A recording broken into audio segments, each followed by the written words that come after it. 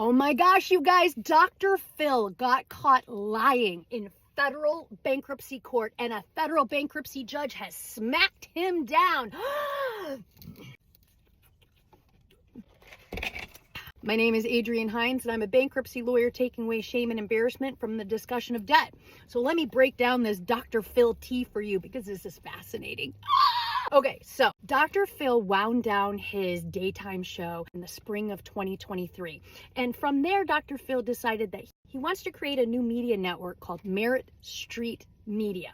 And he wants to do this as a joint venture with TBN, or Trinity Broadcasting Network.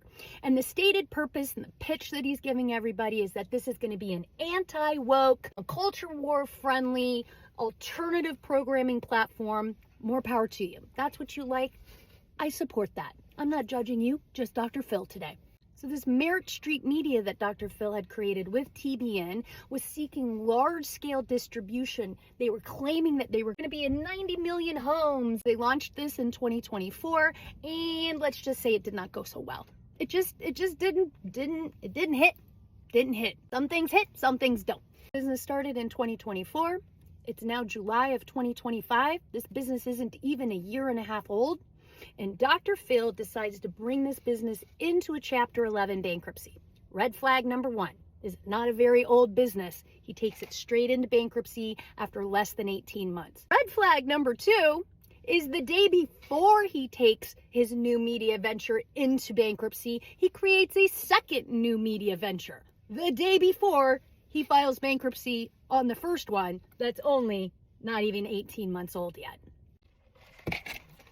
Now, Dr. Phil claims in his bankruptcy that Merit Street Media had to file for bankruptcy because TBN had breached their agreement to actually distribute the content the way that they were supposed to do it. TBN is saying, no, your content's not that great, and oh, by the way, you've breached by not providing us enough content. Dr. Phil is basically saying TBN didn't distribute the content, and therefore it saddled his media company with debt. So that's the premise of going into bankruptcy.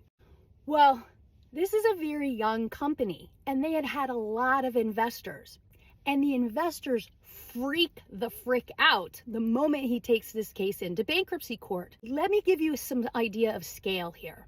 The Professional Bull Riders of America had invested $181 million in this venture. They're just one creditor. But they are freaking out, along with TBN, who's like, wait, why are you blaming us? So the Professional Bull Riders, TBN, other big investors, they're starting to pull back going, hey, we think there's some bad faith going on here. We do not exactly trust this fellow Dr. Phil over here. Judge, we need you to look at this stuff. The U.S. trustee has come in, but here is where stuff gets really crazy. Turns out, Dr. Phil had an investor who was a friend of his.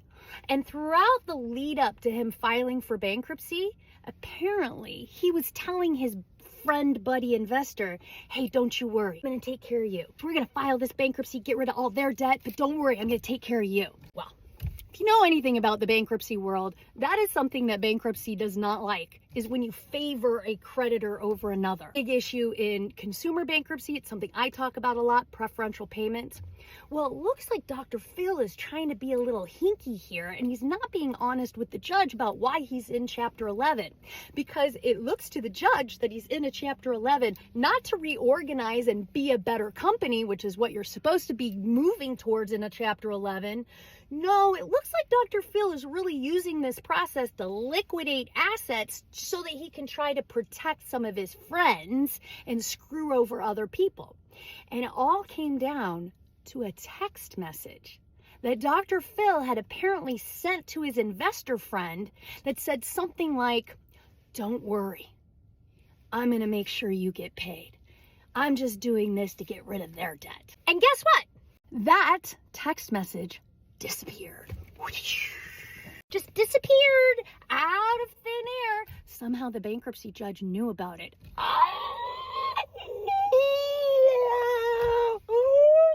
And they had a hearing on it. And Dr. Phil tried to stand in open court with a federal judge and say, Your Honor, I've never seen that message. I never got it. I never sent it. I don't even know what this is. And the judge is like, I don't believe you.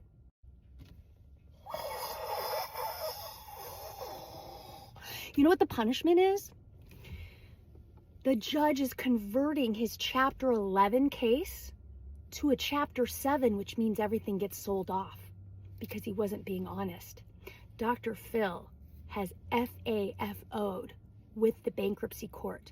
And I think it's notable that somebody who's built his reputation on trying to counsel people to do the right thing, this guy has not been doing the right thing. It does make you wonder how many big important people are out there. Many of them are really just assholes who are stealing from the rest of us.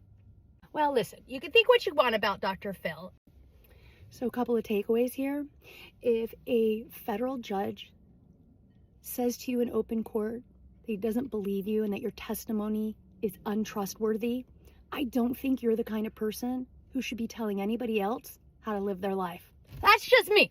That's just me. That's just me. I'm the bankruptcy lawyer. I help people navigate debt relief with dignity, and I do it honestly and transparently. Follow the link in my profile if you want to talk about bankruptcy for you. We will make sure you do not get to any trouble.